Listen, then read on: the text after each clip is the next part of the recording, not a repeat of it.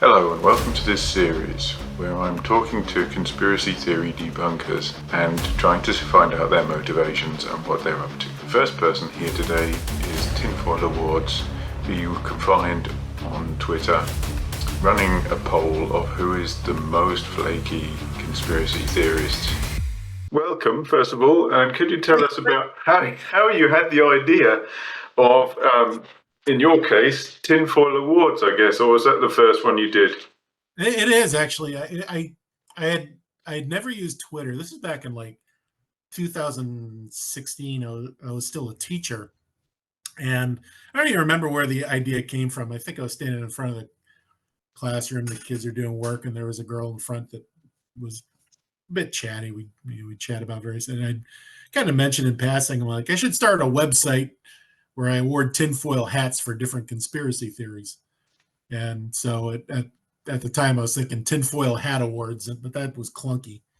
So that summer, I actually quit teaching after that and started went to Florida for the summer learning Java for a job I was going to be working for. And in my own time, I was teaching myself WordPress, and I decided to buy a domain name and start coding in WordPress to make my own theme and all that. And my original idea had been basically a type of blog where I'd take different conspiracy theories and award it anywhere from 0 to 5 tinfoil hats, where things like flat earth or fake moon landings would get the 5 tinfoil hats, but things that were legitimate like Watergate or Teapot Dome scandal, they wouldn't be awarded any tinfoil hats because they were real conspiracies.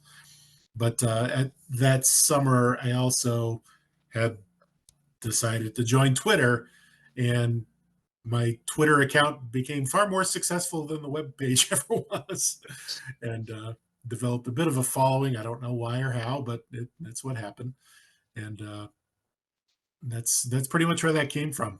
Yeah, it's really interesting because I don't know what everybody else is going to say, but it wasn't what I did.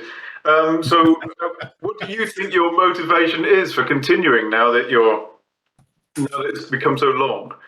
Well, I mean, interestingly enough, I think it's the fact that I've online you form relationships with people, and they're every bit as real and tangible as in-person ones. I mean, I've met 3 people from Twitter so far in person.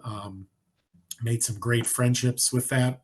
One of them I chat with on webcam about once a week, and planning on flying out to California to visit her sometime in the winter. And it's that's what really keeps me back, is not the people that I'm awarding, so to speak, but the good ones, the ones that I enjoy chatting with, that I enjoy interacting with.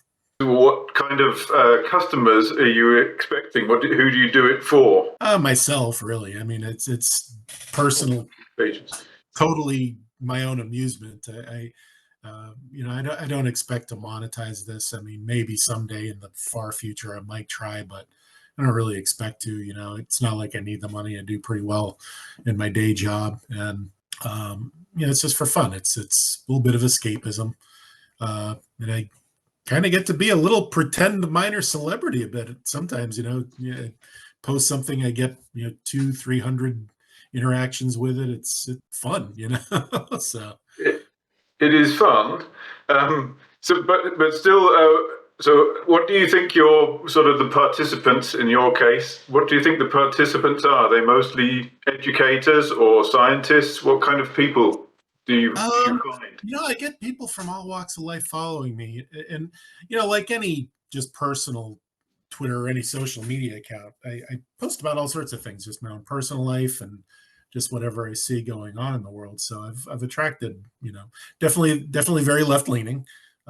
Yeah, no question about that.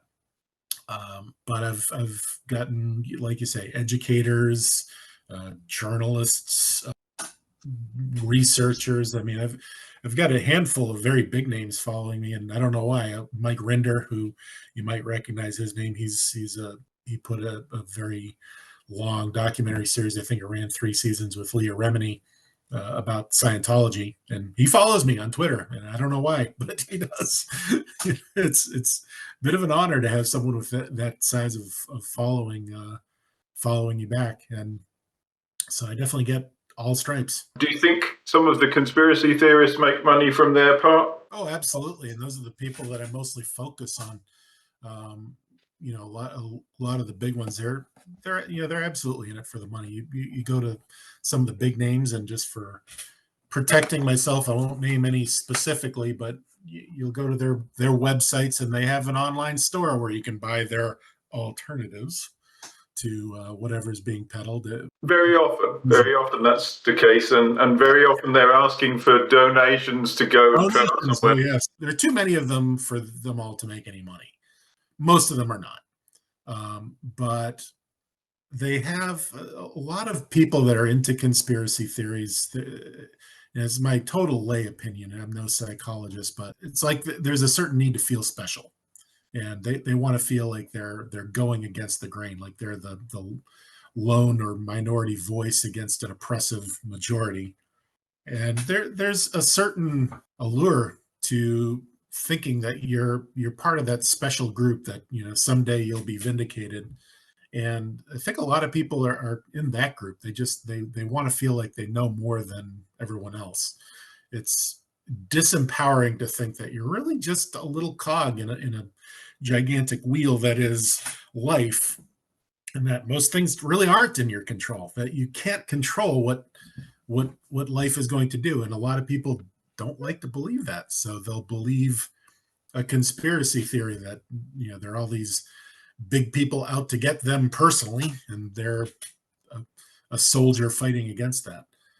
That can be very enticing for a lot of people to want to believe that. That is one of the things that I was wanting to explore, because some of the other people who I might get, I don't know how successful I'm going to be yet. Have had started off in science, and science, which, as many people don't appreciate, is quite a brutal industry. They sort of train a lot of people, then kick most of them out. Yeah, that's very true. And it's one thing. A lot of people that it's actually kind of hilarious to me when people talk about, particularly like climate change. That's a big one, where people say that scientists are all basically this cabal trying to push this false theory, because anybody who dares speak against it will be ejected from the club. When in reality, you can't possibly be more hostile to scientists than other scientists are. I mean, if they absolutely, they get a woody off of finding errors in another scientist's work. It's so if any one scientist can really find flaws in the conventional wisdom, that's their bread and butter. They get Nobel prizes for that. That is how you get the big money in science. Well, or at least the big fame. Maybe not the money. The old joke is, how is a professor like a priest? They take a vow of poverty. It's kind of like that, or at least some of my colleagues claim it's like that. It's not that bad. We do okay. You're kind of anonymous, but you also post things on Twitter, so you're an intermediate kind of person. Yeah, I'm not extremely private. I don't post my name in general. I have been doxxed at least twice, for various reasons. I had to change my phone number once because somebody literally posted a screenshot of what had been my phone number, and fortunately they thought they were posting my address too, but it was not a correct address. So it really is interesting just how rabid a lot of the anti-vaxxers in particular can be. One good friend of mine who posts with her real name, Alison Neitzel, she's gotten death threats. She was literally followed by a drone once when she was in a different state. It can be terrifying, and I definitely understand, the need for anonymity, and for people who aren't anonymous, the type of vitriol they get. It truly can be terrifying. So that's just one reason that I don't feel the need to put my name out there. I'm not doing this for notoriety, for me, for getting name recognition. I'm doing it for fun, doing it and to try to be a voice against a lot of misinformation out there. So yeah, I don't put my real name, but at the same time, I'm not extremely private. I do post a lot of things about my personal life. I haven't hidden the fact that I'm trying to make the Olympic team in air pistol. I haven't hid a lot of other personal things like lifelong battles with depression. Those are things that they are personal, but I do put out there. And again, it goes back to it's sites like that really are a sort of online diary, an online journal, and sometimes it can just be good to post something out in the ether and get people that respond, that resonate with it, or just give you support or things like that. So it's not always about conspiracy theories or being against those or anti-vaxxers or whatever. It's an online journal, and I try to remember that it's not serious. There's nothing life or death going on out there. It's just social media. It is just social media, but you are unusual in that. Yeah, I mean, if anyone used my tweets and really, really wanted to try and find out who I am, I don't doubt they could do it. But what do you feel about it? Because it's also a question of credibility. We're talking about social media, where people's idea of credibility is if I agree with them, they're credible. If I don't agree with them, they're not credible. That's about 90% of social media there. Is people have that mindset that it does not matter who you are or what you do. If they don't agree with you, you're not credible. And that's a definition of what social media is. So for me, putting my name or any credentials out there, it wouldn't matter. It wouldn't change anybody's mind. Half of what I do is snark anyway. I'm not trying to cast pearls before swine. I'm not trying to change the minds of people who clearly have no interest in having their minds changed. On the other hand, if people do show a genuine interest in learning, I will help them as best as I can. I'm not an expert in a lot of the things that I post about, but I can find good information that can help them out. And also, for most of the people that read what you write aren't following you and will never interact with you. So I do try to post as much factual information as I can when time permits me, and well, let's face it, whenever I feel like it, for the benefit of such people. But as far as trying to change people's minds, that's just not really a goal, because it just leads to endless frustration. Unless someone wants to change their mind, they're not going to. You're just going to get the backfire effect. But the other side of that too is there has been some actual research in the effectiveness of just plain old ridicule in people's minds. You're looking at a lot of the political atmosphere in the United States, and I'm not going to get very political right now, but a lot of the ridiculousness going on with U.S. politics is just being met effectively with pointing out how ridiculous it is. And you don't want to give oxygen to people who have truly insane beliefs, like believing that there are 5G nanoparticles in vaccines, or that the earth is flat, or things like that, because you don't want to put them at the level of they just have a different opinion. If someone has just a different opinion, that's fine. They have a different opinion. But a lot of people think that they have a different opinion when all they really do is have wrong facts. You don't have an opinion that the earth is flat. You're just wrong. There are people who would debate that and say that there are alternative facts. And that's the thing. And it's one thing that I post a lot in response to people when they claim that they're, either I or someone else will post, a meme or, a put down or something to an insane tweet, and they'll say, "Oh, that's not a debate." And I respond, and I almost should make a meme out of this. I said, "There's no debate to be had. You're just wrong." If you want to say that, if you want to say something that's just a completely incorrect fact, there's no debate about it. You're posting an incorrect fact. If you're saying something that I disagree with, if you're saying Ron DeSantis would make a great president, well, that's an opinion. I strongly disagree with it, but it's an opinion, and I respect it as such. But if you're saying climate change is a hoax, that's not an opinion. That's just incorrect. And as much as Bill Maher, I don't know, your audience is mostly the UK. I don't know if Bill Maher is very well known there, but he's a television personality who used to be interesting, but has kind of gone off the deep end in recent years. But around the beginning of the Trump presidency, he did make a very good point where he said, we seem to live in a post-fact world where facts no longer matter. People don't care about facts. They only want to believe the things that assuage their egos or that fit in with their worldview, and they refuse to acknowledge any facts that run counter to that.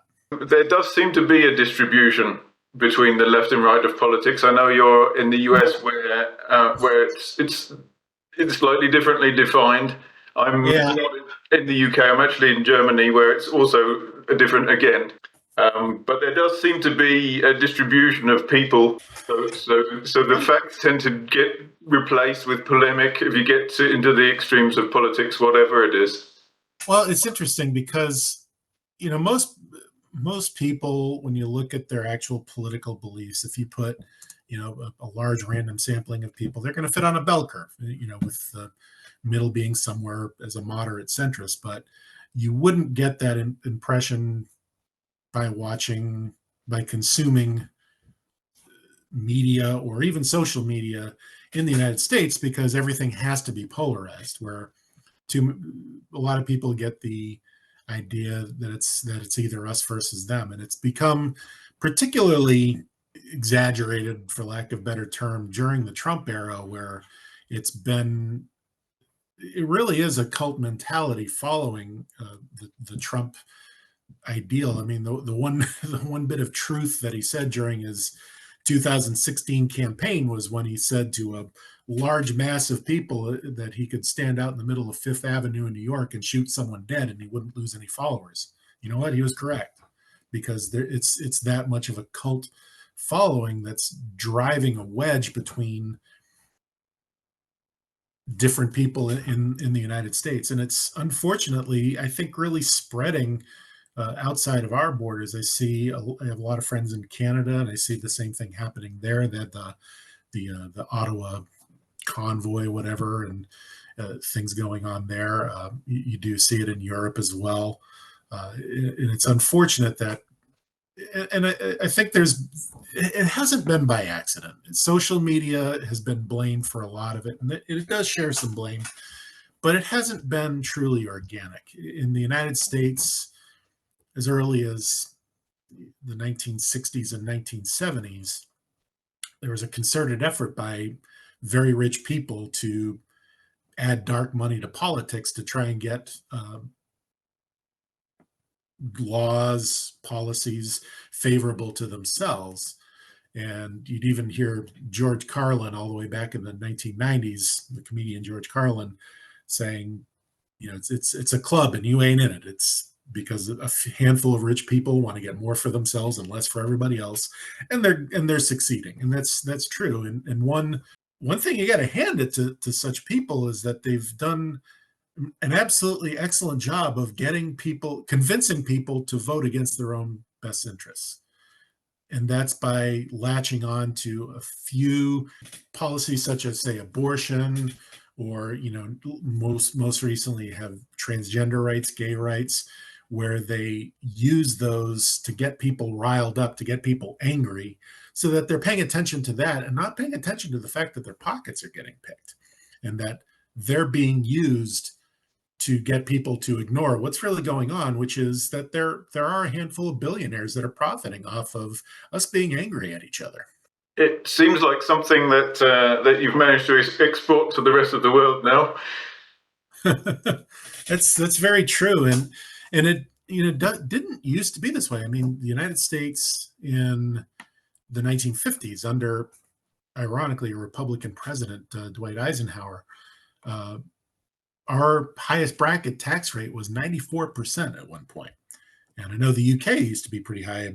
I know the song Taxman was when there was a 95% tax rate for the top bracket, and things worked really well. And the reason that that worked well, it seems egregious to have such a high tax rate, but what would happen is because they didn't want to spend all that money in taxes, corporations in particular would take that money and reinvest it into the corporation, either by higher wages or improving their, growing, being able to hire more people. Those tax rates went way down. I think the highest corporate tax rate, no quote me on this, I believe it's like 28% now, which is so low that what's happening is the shareholders are saying, well, we want that money. So corporations, instead of trickling down, as they say, instead of investing that money back into the corporation or in decent wages, they're trying to find ways to slim down, to cut jobs, they're not the job creators anymore. They're cutting jobs so they can give money to shareholders. And that's how the rich are getting richer, because only nowadays, I don't know what percentage of people in the United States have enough money to be able to own stock, but it's not very high. So all that money that should be going to living wages is going to people who own the stock in the company, and they're getting dividends.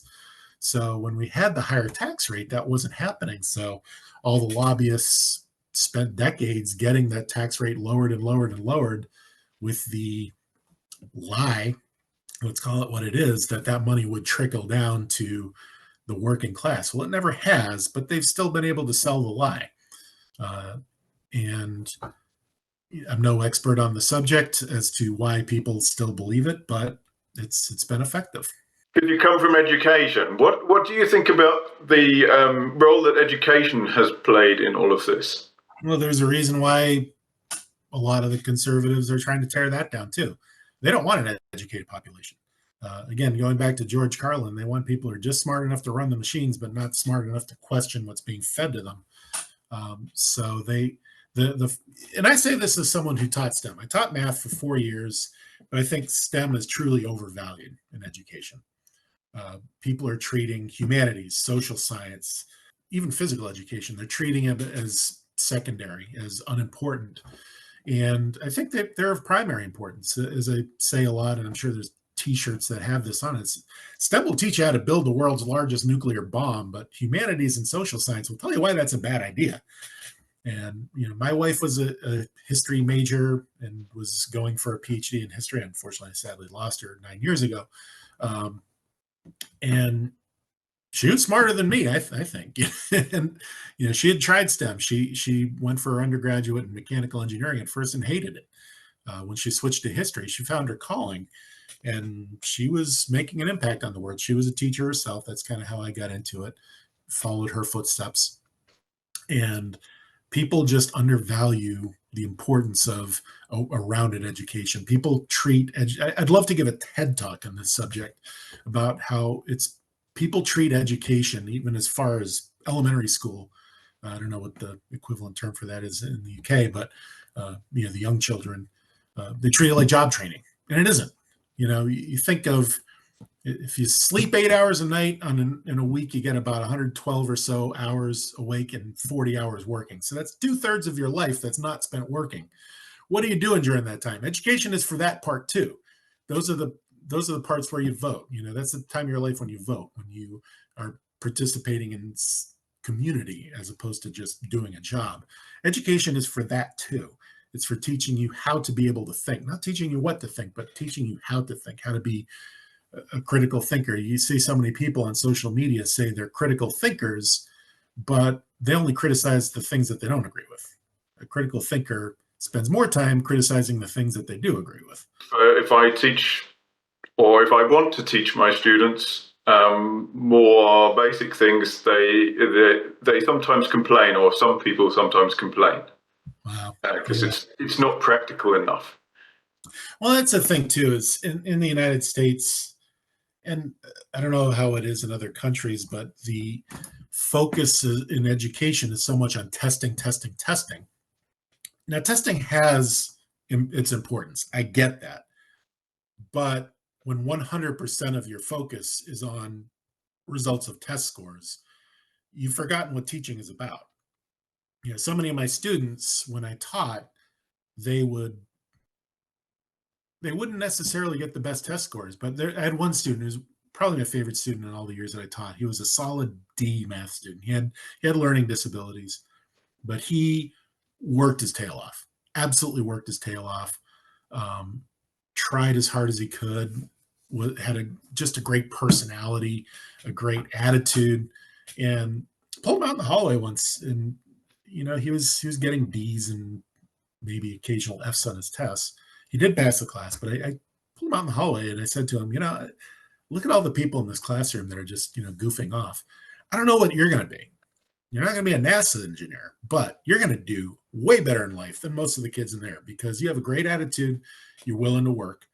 You don't let things get you down.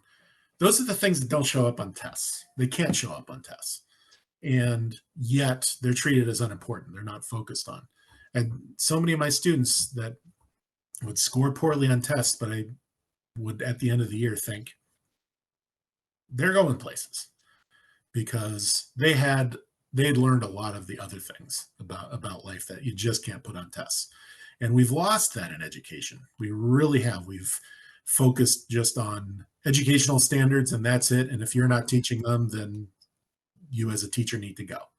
And I couldn't deal with that anymore. I couldn't deal with the bureaucracy, couldn't deal with just having more and more pressure placed on the teachers for when students are failing to be motivated to achieve. And it's not entirely the students' faults. They're just kids. They're dealing with a society that doesn't value education anymore. And they're just the product of that.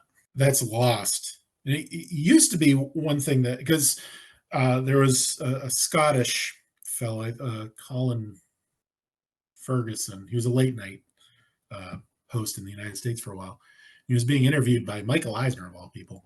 And I saw the interview, and one quote that he had that was just fantastic was that what impressed him when he came to the United States was that there was a culture here at the time that failure was seen as the first and necessary step on the path to success. And I thought that really resonated with me because I don't really see that anymore here. I see failure is never considered an option as opposed to being the learning experience that it should be. I had one student, my second year of teaching, that flunked my class and wasn't going to graduate. She was a senior. And it was literally the morning of graduation where the grades went out and she got like a 58. Passing was 60 in my class. I'd round up from 59 and a half and maybe from 59, but that was a hard cutoff.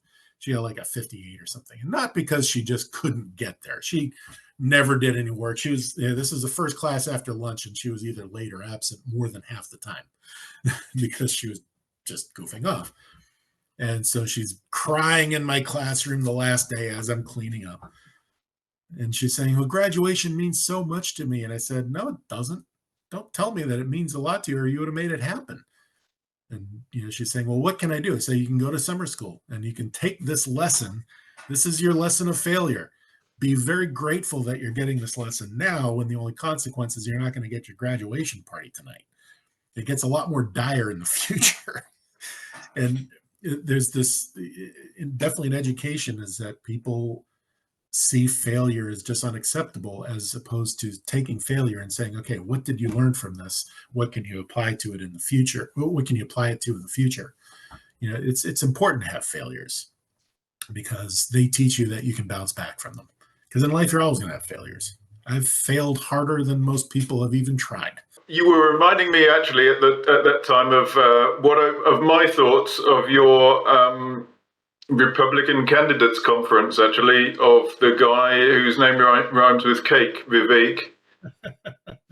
He just seems to be one of those people who's always sort of lucked his way through and hasn't learned the lesson. Yeah, I mean, we get someone running Twitter now that's kind of in the same boat where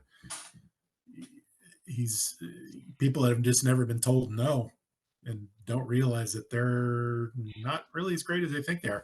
I mean, I saw the movie Glass Onion and what's the guy's name that wrote that?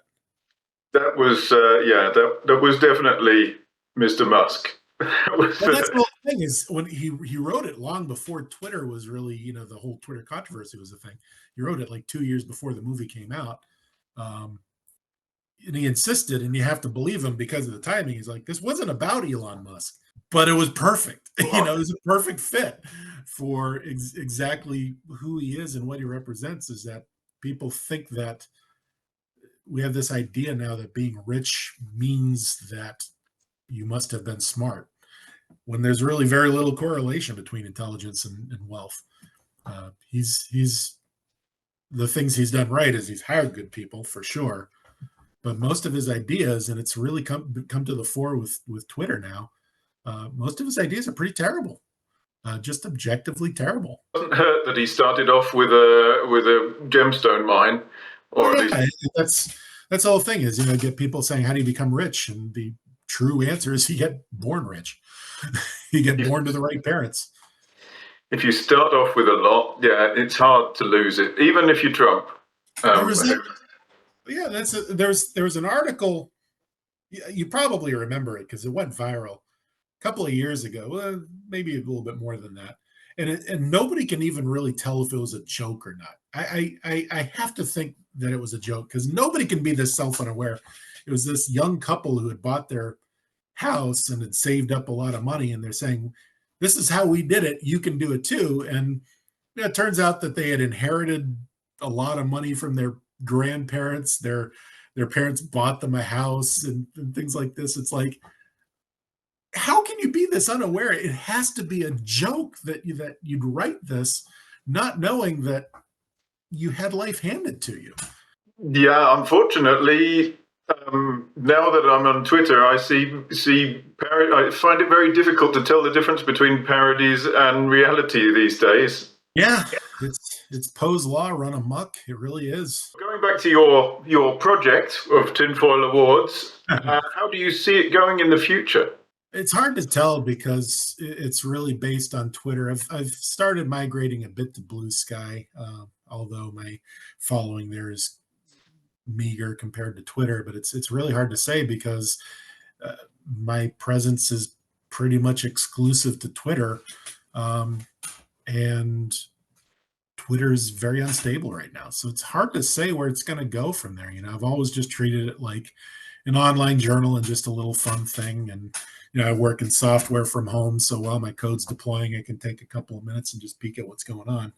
Um, but it's really hard to predict because the underlying foundation of what it is very unpredictable right now. Nobody can say for sure if there's even going to be a Twitter a year from now. It's entirely possible there won't be, which is very unfortunate. I was wondering about that today, whether any of the others could possibly take over, because it just seems to be not entirely deliberate circumstance anyway. Originally in Twitter, that it worked so well, and whether you can copy that is a difficult question. Yeah. And that's the thing too, is when it comes to like social media or any kind of very competitive thing venture, is that a lot of people overlook that one of the major things that determines whether something is successful or not is just dumb luck. That Twitter isn't inherently better than a lot of fledgling social media websites that were born and died along the way. It got lucky. um, Something resonated. It's almost like making a post that goes viral. I don't type a post fully intending it to go viral, and then all of a sudden it does, and it was completely out of my control. It's making a very successful site like that, and in no small part, is not much different than just your product going viral. And that's not to undermine the amount of hard work that's done by the employees, and certainly they have, but you can't say that they really worked all that much harder than the employees of uh, other sites that weren't successful. They probably built a great product too. They just weren't known. Well, that's one of my worries about X, or not particularly a worry, but there could be an awful lot of effort wasted in coding all of the extra functionality that nobody wants. That's just the thing is, and it's a microcosm of corporate culture just in general, is that you get someone new coming in who has no understanding of why or how something works, just making all these changes for no reason just because they can, and actively ruining it. I mean, Twitter was one of the most successful brands. I mean, people still call it Twitter, you know. People refuse to call it X. It's still Twitter to almost everybody who uses it. And to get, I mean, the word tweet is in the dictionary, for heaven's sake. I mean, how many companies, how many private companies can say that they invented a word that's now in the dictionary and he got rid of that? You know, how absent of foresight can you be to do something like that, to take something that was chugging along very well on its own and just destroying what makes it good? We will see. We will see. Only the future can tell that one. Well, the whole concept of free speech, what people say, oh, free speech, they don't understand what free speech means. And this goes back to the education, you know, understanding civics. You know, this is not a STEM thing. This is understanding civics. You know, I know the laws in different countries are different things, but people forget that free speech means you don't necessarily get a platform on which to host your hate. I mean, let's call it what it is. I mean, you know, what was the chart? You know, the number of uses of the N word after Elon Musk took over, like quintupled or something like that. And I've reported posts with absolute atrocious amount of hate that don't get removed now. They say, oh, it's free speech. Well, that's not what free speech is. It just means you're not going to get arrested, but it doesn't necessarily mean you have to be given a platform. And that's you're speaking from the country with the most extreme version of free speech. Most of Europe and the UK, they have exceptions which include hate speech, which the government can come after you for. Yeah, absolutely. I mean, Germany, if you were to try and post a swastika, like is often very accepted on Twitter, you go to jail for that, if I'm not mistaken. As a German Twitter user, I do have the power to get people's swastika posts banned in Germany. Yeah, and they still do that. It still works. And that's the thing that people forget about this, their so-called concept of free speech. It means that, you know, people are free to vote with their dollars too. So, you know, when you're allowing hate speech on your platform, advertisers are going to say, hey, we don't want to be associated with that, and they're going to leave.